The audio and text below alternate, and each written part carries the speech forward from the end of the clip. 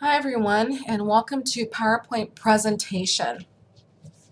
I have actually opened this up early and I'm hoping that you'll go in and watch this quick movie that I'm making and get started early. Let me go ahead and click in here. I am on student view for this video just to make it a little bit easier for you. In this folder for PowerPoint presentations, you will notice 3 items. Let me first cover the instructions for the PowerPoint presentation. You will be taking that research paper that we finished up a few weeks ago that you submitted. By the way, those were all so good. I learned something from everybody, and I appreciate all the hard work that you did on that.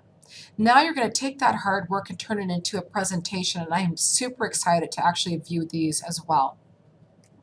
You need a minimum of 8 slides for this. Your first slide will be an introduction slide. Don't forget to include your name. Then your last slide will be your bibliography. You need 3 sources cited that are in APA form. Now, don't make this rocket science. You already did the paper, and if I remember correctly, you had to have a minimum of 3 citation sources for that. You're just going to take those and cut and paste those into your presentation because you're not changing anything from your paper. I suppose if you wanted to go out and do more research, that's fine. So you would have a new source, but honestly, let's keep this simple. So with that said, each slide should have a title up at the top somewhere, and it should match. All those should match. And then each slide needs to have a graphical element to catch the audience's attention. And then you need bullet points for each slide. A bullet point has a rule of thumb. And by the way, this isn't something that I've made up. This is really what industry standards are kind of set this at, and you should take this with you after you graduate. When you do bullets on your slide, you need to have no more than 5 and no less than 3.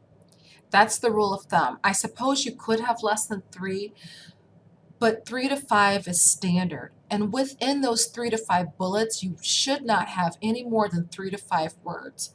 What happens is it becomes just too busy, and then the audience does not focus on you. They're focusing on the slide because they're trying to read or take notes and write everything down and not listen and pay attention to you.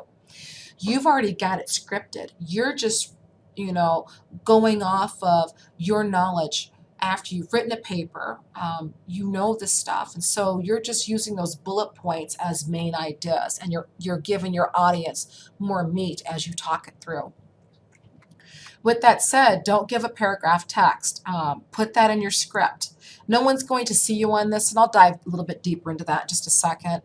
So you can script this all you want, and then just stay right with the script. Again, 3 sources, APA style. You are going to record your voice over the PowerPoint presentation, and I'm going to give you some instructions on that in just a moment. What you do need, and this is vital and key to the success of your presentation, is you need a microphone. Some computers, or many computers, especially the newer ones nowadays, actually have one. But if you don't, we've reserved some for the library. You can check those out. Now, there's not a lot. There's several of you in this class, about 30 of you altogether, and there's about 5 sections of this course being taught. And there's other courses on campus. Week 14, this is due week 14, and that'll be April 29th when it's due on a Sunday night. That's a week before, or a week and a half before finals. Other students on campus are going to be checking those out. So long story short, plan accordingly. If you need to get this done now, get it done now. If you need to go and check out the mic, because there might not be enough. You know that I don't accept late homework. So when you get done creating your presentation, you're going to throw this up into Blackboard and then and post it into Blackboard. Then you're going to respond to 4 other people. Let me just bring the next instructions up before we move on to the discussion board.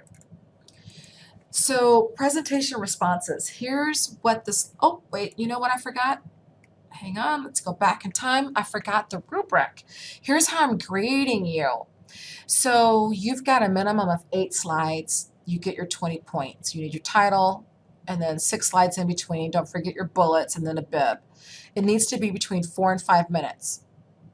Also, you need to use some transitions. Get a nice theme color. Oh, by the way, don't use anything too busy. It just takes away from it. Leave this as being professional. No ice cream cones or candies or anything like that. All the way through the swirly twirly land or whatever, right? Let's just, keep this really professional. And that way it's not so busy for me. And go ahead and script this. Put your script down inside of your notes. I like to be able to take a look at that. So put your script, if you're going to do that, you can put your scripts in your notes. Slides include a graphical element to attract attention. Right? So you've got good bullets going. It's not too busy with the animation. Some students have in the past used sounds. Those do become annoying after a while. So, maybe your last slide, like the shattering glass, because you're done now with this presentation and we're just about done with class, so you're shattering that glass. Maybe you could have the sound shattering glass. I just don't think that every time I do a transition and get to the next slide that you have a little animation sound going on. I don't do that. You wouldn't do that in a place of business, right, for a big presentation and meeting. So don't do it for me either. Not too much information presented on the slide. Make sure you've got a lot of stuff on there. It needs to be one idea per slide. Okay, make sure it's fully researched well. You've already done this. You've already written the paper. I want to talk about this just for a second. If you had put some statistical analysis or any kind of stats in your paper, there were some students that did that.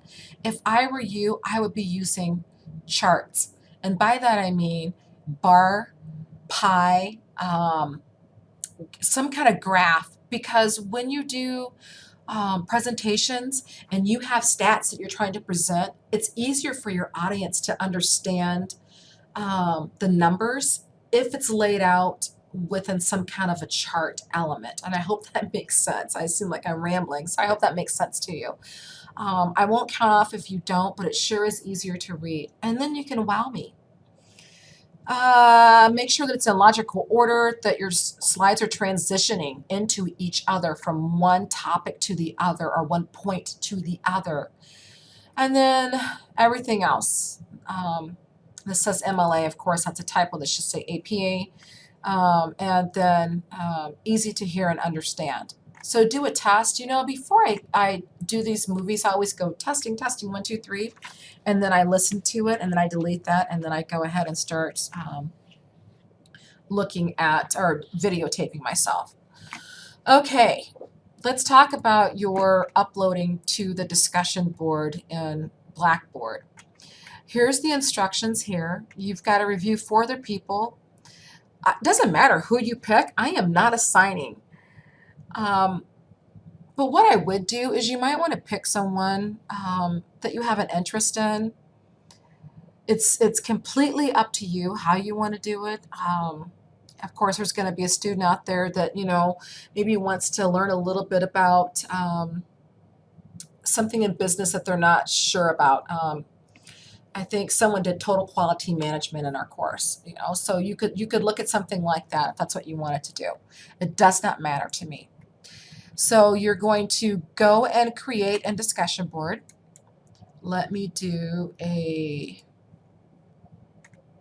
visual on this. So we're going to go into discussion board, and here is the presentation. And then you're going to create your thread. So put your name. Don't forget to upload your information. And sorry about that. Choose a student who you want to look at, and then click on their thread. Open up their file and review it and reply. There are due dates, so all responses must be in by midnight on Wednesday, May 2nd, if you want full credit. Here's the rubric that I'll be using. For quality responses, and here's the quality defined, 20 points. Okay, no late responses. It is due by May 2nd. That is a Wednesday. So let me go back really fast. I want to show you one other item.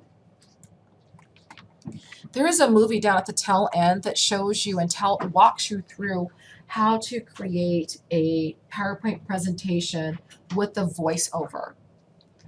So when you do that, and you're watching this, it's towards the end of the movie. Let me bring this up. So, whoops, slideshow. There is a little button here to start recording from the beginning. Don't forget to watch the movie first and then go ahead and then start recording. I love having movies. You know, this is a 3-minute movie, so it just walks you through the process. You don't necessarily have to watch it. It's completely up to you. I'll leave that up to you. I'm going to back out. I'm having some glitches, but there you have it. If you have any questions, let me know. I'm around. The other thing is, let me give you one more visual. Sorry. This, boy, it's spinning. It's thinking. Okay, so what I wanted to do was bring up this course schedule. This is due on the 29th. Look at how many things are due. Please do not wait until the last possible minute. I know there's a lot. I'm going to try to change this for the next time when I'm teaching this. Just don't wait. I have been trying to stay ahead and opening up all of your homework a week to 2 weeks early. Get a jump on it. I'm also going to stick a reminder in the announcements page to get a jump on things, just because this might take you a little bit of time to create. And I would like to give you a few weeks to do that. All right, that's it. If you have any questions, let me know in the Ask the Instructor tab in Blackboard. Good luck, everyone.